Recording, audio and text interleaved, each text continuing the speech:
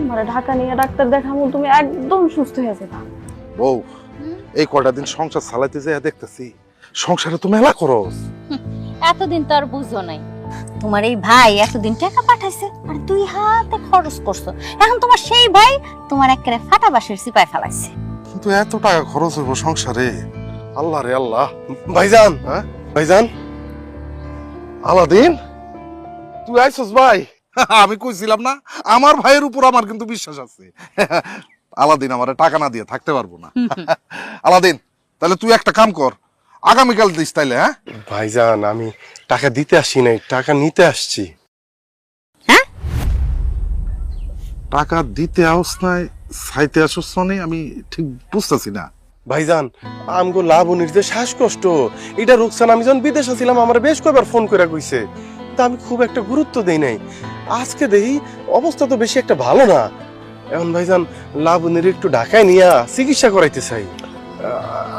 এই মুহূর্তে আমার হাত একেবারেই খালি, আমার কিছু টাকা দিতে পারবা ভাইজান?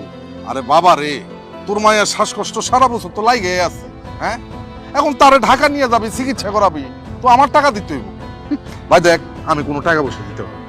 তোমার ভাই এমন ভাবে টাকাটা চাইলো, মনে হয় যে বাড়ির পিছে একটা টাকার গাছ লাগাইছি, হেনতে সিরা সিরা হার হাতে দিয়ে দিই। ভাবি, এটা তুমি কেমন কথা কইলা? ভাইজান আমার কিছু টাকা দিব, তার জন্য কি ভাইজানটা গাছ লাগাইতে হইব? তাছাড়া আমি কি ভাইজানটা টাকা পয়সা দেই নাই? ভাইজান কি এই বিপদের দিনে আমার 20-30 হাজার টাকা দিতে পারে না? কি কইলি? 20-30 হাজার টাকা?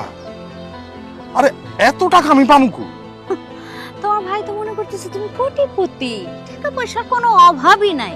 হ্যাঁ রে আলাদিন, আমগো যদি অনেক টাকাই থাকতো তাহলে কি আর তোমার কাছে ভিক্ষা চাই আমরা জীবন যাপন করতাম?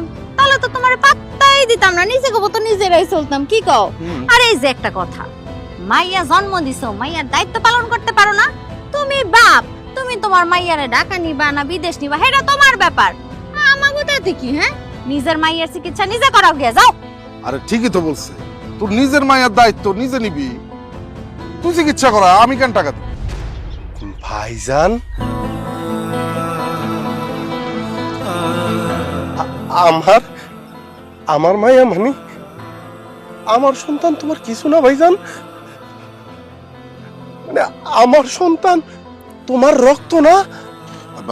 দেখ ভাই, আমি এত কথা কইতে পারতাছি না। তোর আমি সাফ সাফ জানাই দিতেছি, তুই বিদেশ থেকে যে টাকা পয়সা আমার পাঠাইছ, সব টাকা আমি সংসারে খরচ করে ফেলাইছি। আমার কাছে কোনো টাকা পয়সা নাই। আর মাইয়া চিকিৎসা করার লেগে ঢাকা নিতে হইব। হ্যাঁ, হোমিওপ্যাথিক দোকানে যাবি, 20 টাকার ওষুধ